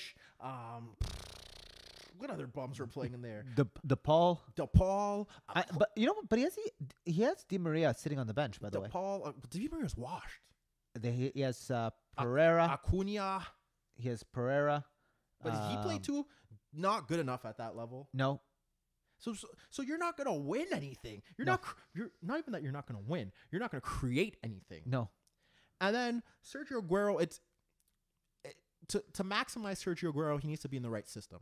And I've always said that. Yeah. And to maximize Messi throughout his career has always played well when and I've stated this on this podcast before, when he has two forwards ahead of him that can make runs. Like when you look historically, when you look at it, the Barcelona days, Eto'o Henry, Pedro David Villa, Neymar, Luis Suarez, his best time with Argentina, Higuain, Aguero. Yep. They're two focal points there. My only gripe with Messi now is that at some point, happy birthday, by the way. Happy birthday. You are the captain of this team. Yep. I like you a lot. I think you're the greatest player to ever play. But at some point, like I said to Christine Sinclair, you got to look at yourself and you got to see the problem. And we all think he's smarter than... But you're telling me that he's the problem? No. Okay. I'm just saying that at some point, you have to take initiative and step away? No. Well, she could step away. But at some point, you have to take initiative and take control of the situation. I thought you... Okay. Because we think he's smarter than all of us. Because he sees the game and whatnot. And most footballers aren't smart. They don't really know the game. Correct. And when you talk to one, they'll tell you what they think, and it's like, no, you're wrong. How do you play this game? That's right. So maybe Messi's stupid. We don't want to think that, but he could be. Okay. And at some point, the manager ain't gonna tell Messi what to do, okay? Nope. At some But point, you can try. Look, but at some point I watch this and I look at him sitting in that right pocket, look at him sitting high and just, waiting and probing and waiting to get into that space to get the ball. At some point, we have to admit that Messi, if he drops a bit deeper, is the best midfielder on that team. That is correct. At some point, we have to get to a situation where, we want to maximize his ability and play him closer to goal, play him closer to the forward, play him within proximity where he can make those quick bursts and create something. But at some point, you have to look at it for the better of the team. And this is where I'm questioning, is that perhaps we have to play him deeper. You have attacking players on that squad. Like, I'm seeing Lautaro Martinez. Yep. Is Icardi in the squad? No, he's not. He's on the squad. You have Lautaro, you have Aguero, you have Dybala. Yes. Who now, because Dybala and Messi, the situation is that kind of like the Tevez situation where Correct. they crowd each other's space. They crowd each other's space, yep. At some point, are we not going to push Messi into maybe that deeper role and put on another attacker and try to maximize something there? Because they have nothing in midfield. So what's the point of playing three bums who aren't going to get you the ball and you're sitting there waiting and no one else could really do anything? I mean, look, they play Venezuela. That's their next game. And your boy, Rondon, is going to eat that defense for breakfast, I think. That's my. I don't see Argentina. I see Argentina struggling to get it out of this match against. That's a Venezuela. knockout game, right? Yeah. That's the quarters. At some point, something's got to give. That's all I got to say. Yeah, I agree. At some point, I look at him as the captain, as the 32-year-old veteran, and if it's not working for you up top, at some point, you got to drop off a bit deeper. And he's got to. Like, there are times in the game where he has to drop off behind half, get the ball, dribble through two players, make a pass, maybe not get it back. But at some point, I feel like it's got to be a joint decision where... Especially for this team. Yeah. Especially for me, he may not have to do that for Barcelona. He doesn't have to do that for Barcelona. Because they have competent midfielders. That's right. But I think for this team, if you want to get the best out of the team, I'm not even talking about him. No, if you want to get the best out of the team, for the team, it's best that Messi drops a little bit deeper. Because then it changes the whole dynamic of how they have to approach the game. Absolutely, and that was our point. I think that's our point. It's not the best to get the best out of Messi. I think it's the best to get the best team wise. Yeah, and now that's kind of where I look at it, and that's why I do blame him, because at some point, if he tells the coach that this is best, the coach ain't gonna say no, and if he just takes it upon himself to drop off a bit deeper and can command the game in that sense, they could do that. If they want to play him as a 10 and have two strikers ahead of him and have him in a diamond, because they're getting no width anyways. Nope. Because Tagliafico will go forward, but the other guy saw something. Yeah. His name don't even matter. He ain't even going forward. Correct. Him and DePaul, they're occupying the narrow right side and no one's hitting the wings. So it's kind of like, what's your purpose? So at some point I look at them and I look at Messi and I don't think it's going to happen. And that will be the downfall to them based off the fact that the team isn't that great. I don't think the manager is that great. I think the FA is a shambles. And I don't think their fans deserve much. Correct. So at some point, I kill him because I would like him. I would like to think that he's smarter. And if I could see it, and I'm pretty sure other people could see it, at some point you are the captain. And what you say kind of goes. And I would like him to take it upon himself to we're going to, by the next time we tape this, we will have seen what happens in that knockout phase, because all the games are Thursday. I believe it's Thursday, Friday, Saturday. Yeah, we wouldn't be surprised if they're out of the competition by the next time we record this. No. Anything else you really want to touch on? Like I said, we got to get through Chile and Uruguay, and we'll get to Colombia. We'll have a more in-depth Copa America talk next week. But like those two teams, those are the ones that I really watch the most. Yep. And because I kind of know what I'm getting from Uruguay, and they're kind of showing it. And I really do think that they're going to be the tough team to beat. And Colombia's right there. Brazil could be there, but they need other players to kind of really step up. Yep. And when I mean step up, I mean like step up. Yep. So I would put Brazil like third on that list. Yep. And then whoever else kind of surprises. I think those are the top three. The rest are just whatever we see. Yeah. So I wouldn't be surprised. It should be one of those three that win, but I'm edging towards Uruguay, to be honest. And that's kind of it. Anything else that really... Those are the three competitions. Sorry, nations. There's just too many games. Yeah. I'm going to apologize. Yeah. We may catch the final. Portugal won the UEFA Nations League. Good for them. Hey, man. Shout out to Fabs' team. I saw them... This was a long time ago. I saw them, everyone like, look, it's not a tournament. It's not a cup. Like, no, like if there's any podcast that's gonna say that, it's gonna be ours. I would be like, it is not a cup. But Ronaldo lifted a cup. I don't care. It doesn't count. It's not a tournament. This is Fabs is gonna kill you right now. No, he's not. He knows. Okay. This is not the second international trophy and he played one game. He played two games. I know. He played two. No. I'm not having it. No. Shout out to Bernardo. That's your boy. I was gonna say, when are you gonna? I didn't want to say anything because he had a great tournament. Yeah, shout out to him. But no, it's not a tournament. He had a great 2 games. I don't care how much money they get. They try to like shift it as to like, oh well, it's now gonna be a prestige. No, it's not. It's not. You mean it's not like winning the Champions League? It's still a bunch of friendlies, and they put the competitive teams there, but no one's really taking it seriously. No. It's just there to kind of flood out the games that no one wants to watch and increase viewership. But congratulations. But no, it's not a cup, man. Like, no, just leave it there. And we didn't really learn much. England kind of bottled it. Yep. Switzerland. If you want to talk about a meaningless game, how about that 3rd and 4th game? Yeah, I don't know why they had it. England win that. against the Swiss? I'm Yes, pretty sure they did. I believe it so. Yeah, so the Swiss are what the Swiss are. Yeah. But can you They got imagine, smoked like, by Ronaldo. we're already talking about meaningless games. You want to play a third and fourth place game. Just All right. and Holland. We got a lot of work to do. I know a lot of people. I know a lot of people are tipping them to be the one of the Euro favorites. We'll wait and see. I'm not on the little young kids No. hype train. No. And Frankie got shut down Yes. by Bernardo Yep. in that game. I just want to make that a little clear. Yep. You know? So it's Welcome to the next step up. Frankie got shut down by Bernardo, and De Ligt had some errors in one of those games too. I believe it was The England game. yeah. Yeah. He's still young. Yeah. But I just want to make that clear. And the last thing on Portugal, I know I killed them the fact that tournament means nothing, but they are favorites to win Euro. And they're a very good team. I don't know if I think they're one of. Oh yeah, they're not the top. They're not Yeah, clear. yeah. France is obviously the clear favorite. Yeah, I thought you meant they are the favorite, but they're one of the favorites. Yes, I'll give you that. They're one of the 3 best teams at that tournament. And the tournament, we're not even close to it, but they are going to be one of the 3 By the way, best don't teams. sleep on my country. By the way, in that tournament. I will. Why? Because I will. Okay. Because they haven't given me anything to believe that. I mean, you don't believe in Zaniolo?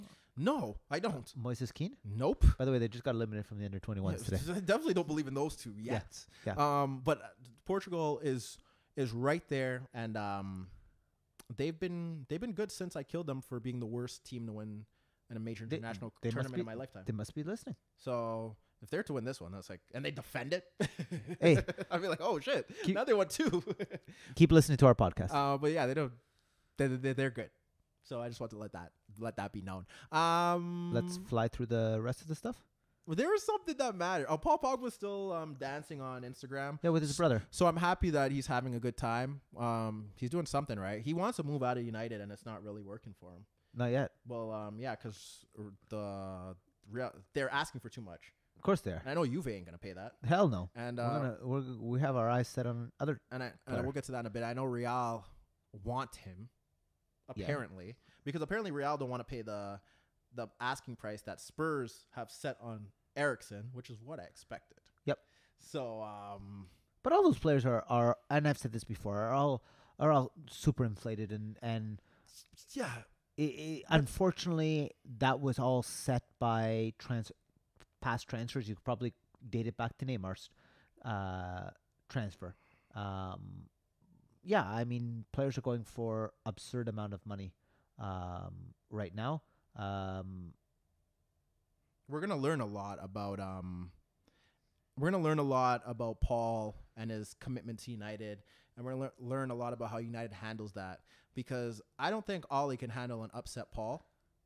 No, and I think it's been pretty clear that Paul is ready for a new challenge. That's what he said. Said something along those lines. No, those were the exact words. Okay. He's looking for a new challenge. So I want to see how they handle that situation. There's a lot of, because there's like the Lukaku link to Inter. Yep. And we know how Conte feels about him. So they're a club that kind of need to keep players. Yeah. Because I don't know if you've noticed this, but none of those clubs that we think need to get players have gotten anything. Have really been rolling the ball, or there hasn't really been any transfer talks, barring the fact that perhaps Chelsea can't sign anyone. Yeah. But and let me tell you, the clock is ticking.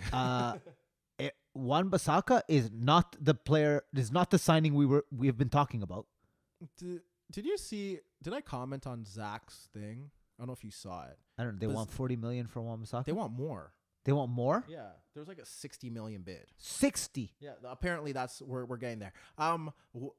Zach was trying to say that like Wan-Bissaka is everything that you need. Well, whatever. I don't care what Zach says. His opinion does not matter on this podcast. Okay. I do think that they need to buy players. Yes, but Wan-Bissaka is not the player. Look, who else are they going to get? Remember you discussed that it's going to be difficult to sell the United Dream? Yes. They can sell it to him. But Crystal Palace know that they are desperate, and they're going to Of ensure course. that they pay top dollar. Correct. And I cannot kill Crystal Palace. Good for that. Crystal Palace. So, but I can't kill United for having to pay the top dollar. Well, they're idiots. I know they are, because but you pay the top dollar for someone worth it.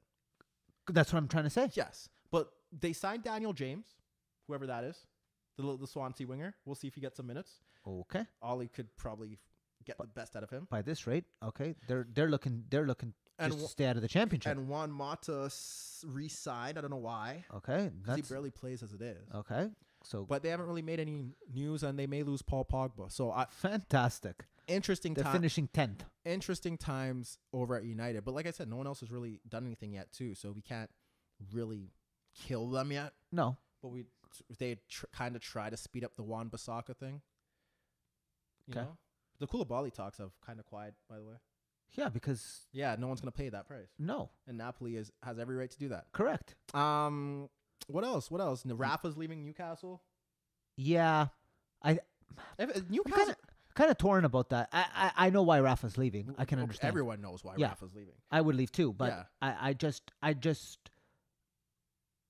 for me, I always have a soft spot for Rafa. I like the way he coaches. I like the way he puts his heart on and his stamp on every team that he's gone to. But like I said, if I was Rafa, I'd walk away too. I wouldn't be there another year. Unfortunately that club environment is not. I don't want to call it toxic, but it's not, it is, and they have a terrible owner.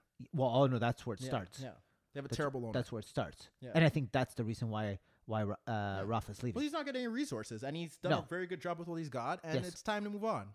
So you can't spend another year there. So I want to know what they're going to do, because they're a club that have the resources. I heard Gattuso. Okay, whatever. Next topic. Delict? Yes, yeah, apparently the link to Juve. I already told you how I feel about the kid. No, I know, but we were talking about Yeah. summer signings. So yeah, the Delict is now rumored that Juve is in pole. his agent's really just like pulling everyone's hair and trying to get the best dollar, isn't he? Yeah, well, that's Mino. Yeah, because it was Juve, it was PSG, it was United, Barca. Well, I only want to hear about him when He puts the jersey on. yes. Okay. And you know how I feel about him, and it's not him. Yeah. But you know how I feel about the hype surrounded around Yes. him. But if there was a place for him to go out of those three, It's Juve. out of those four, I would like to think that it is there, and that they could build some sort of partnership with him and Rugani, or if they get another center back. And I see him in terms of, and this is no bias, but if for his You're own, wearing the jacket. I know, but for and as I'm about to say, for his own personal growth, to be mentored by Yeah. a defender like Chiellini Yes. is probably best for him. Yes. You know, Because- if I'm looking at it selfishly. No, of course, because there's no stability at United. Correct. Barca's kind of, Yeah. but I guess him going there with Frankie would help. Oh, right. You know, Yeah. that helps. Yeah. And then you can still be there with PK and whatnot. And, Correct. you know, Okay, it that's does fair. help. Yep. But then you look at Juve obviously as the next best, or as Right. arguably the best destination for him to be. Yes. So I'm not going to even kill him for that. Right. I just He's there with Chiellini, Bonucci. I mean, Yes. those are say what you want about how they are as players now. No, but yes. they are still high quality defenders in their day. He could learn a lot from both of them. I agree with that fully. And at the end of the day, I look at it for him, and it's kind of like, yeah, it's a learning curve. The only thing I fear about that is eventually he may want to leave. But he's 19, and, right. You know, Right. but he could really stamp himself there and become a legend there, and become one of the best center backs there. Yeah, and doesn't hurt he plays with Ronaldo too. Yeah. Right. I mean, you know what? If they're and I think that's one of the factors that Juve thought Have about now, yeah. when signing him that's that little added They could sell the Right. Ronaldo factor. exactly. Well, we're going to learn a lot about them, because Sarri has been announced, and Yes. Sarri is going there with Aaron Ramsey, perhaps Delit. And, Yep. It's you know what? It's an interesting. I know. There's an extreme. It could go really well, or it could go really south. Yep. And I'm buckled up, and I'm ready for the ride, and I'll be tuned in from week 1 until week 38. I will be watching more Serie A this year. And I can't wait to see that unfold. And also because, like I said, the other guy over at Milan is going to be interesting, Antonio. And Inter. Yeah, and I can't wait to see in Milan. Yeah, so Yeah. I can't wait to see how that unfolds. And they haven't made any signings yet. But there's also whether Icardi stays or not. And, Hey, your team made a signing. And who? I will tell you in a second. Okay. Milan, Gianpaolo Yes. goes there. I like it, Do you? but it's the reason why it's kind of still is because the players in the squad. Well, yeah. You know, like I've stayed consistent that Suso and Çalhanoğlu can't be your creative forces, and then we'll see how Piatek does in his second season, where teams have kind of figured him out, and yeah, I want to see what they add to that squad. But I think he's a better option than Gattuso. Correct. So I think that's an improvement in itself. So very happy to see how that works out. And then that's kind of it for Italy, unless with your news. Juve on the cusp of signing Rabiot as well, by the way. What about Rabiot? You might be going to Juve. Yeah, I heard that. Look, man. Oh, and Muriel signed for your boys Atalanta. Yes, I like that. He has experience in the league, and he's a reliable squad player. He could play a bigger role. Yes. The Rabiot thing, we gotta wait and see, okay? Because I like him, and the talent's there. Yep. But tactically, I see him getting lost in games, and that's why he didn't really work out with Thomas. Right. So I want to see how that works with Sarri, and I'm interested to see how this Sarri ball works, and if we see a bit of bend in Sarri's stubbornness. And that's all I want to say about Juve. Interesting. Yep. So I'm not going to say it won't work, but I'm interested to see how that works out at a big club like Juve. But I mean, this is it for Sarri. Like, if there was ever a time to make a definitive assessment on him, he done very well at Napoli, overachieved, didn't win trophies, went to Chelsea in an ugly situation, still won trophies and got the best out of a squad that was very limited. But now, with this, it's a bit unfair because the Champions League pressure will be there, and I don't think he's ready for that. But now he has to deliver. Correct. So, and now everyone's watching. Yep. The naysayers in England, those that defended him, everyone is watching. So if you mess up, then we'll all be here to see it. And if you succeed, then all those people that were saying what they had to say, we'll shut them up. So that's why it's very interesting. What do we got left in that part of the world? There was something I want to say. PSG got Leonardo back to kind of help them out with signings. Oh. So I think that does that really make a difference? We'll see. When you're about to lose Neymar? We'll see. Okay. We'll see. Real Madrid, Eden Hazard, Mendy, they're really building. Zidane really wants to shut me up. Yep. I see you. I think their summer has been fantastic. Yep. They're gonna have to let some players go, and we're gonna see how that works out. Perhaps they bring in a few more.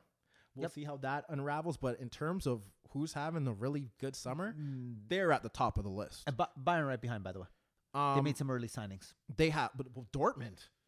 And that was going to be my next point. Dortmund's with the Thorgans. We said that before. Yes, the Julian Brandts. Yep. The Matt Hummels thing. It's good for them, and they can make a good center back partnership. Correct. Because and you hurt, and that's the first time where they hurt Bayern. But I could. You don't think that hurt Bayern? No. That's he started for them last year. I know he started for them last year, but I don't know. Like, how much better is he going to get? But I think you now force Bayern to go out and try to find. Well, they got Lucas Hernandez. Oh, you're right. And Sula. Yeah, okay. That's fine. And I think Lucas Hernandez is better than him. Yeah. And I think that they would not get as top value for Hummels. And Hummels has a tendency to be injured a lot. Okay. So, and I don't think they would get that anywhere else. So that's why I didn't think it was that bad. I think if Hummels is fit for... And that's a big ask for the entire season. I think him and Akanji could probably build a good center back partnership. I still think they're going to test Bayern this year again. Which is what they lack. They've made good signings. Yep. And we don't know what's happening at Bayern now. At the moment, Nico's still in charge. Correct. And we have to see how Bayern approach their summer. I think he's there until the start of next year. I think he is there too. Yep. But like now it's kind of put up or shut up as well. Right. So we have to see how they bounce back and how they perform, right? So that was a good signing. And James Rodriguez leaves Bayern. Yeah, he's on his way to Napoli, I think. So we'll see where he goes. Is it Napoli, not England?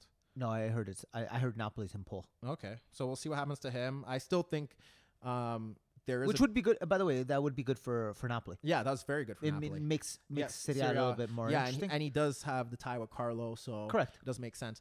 There is a very good player in there, but with James, I feel like health obviously is key, and he has to play. It has to be a system based around him. Correct. So I feel like Napoli would be a good place for that. Marcus Llorente to Atletico. Atletico lost Godin and Juan Fran, and they brought in Felipe from Porto, and I don't know what's happening there with Diego Simeone, but apparently if all these players leave, Oblak would want to leave too. I don't know where and to. Where's Grizz going?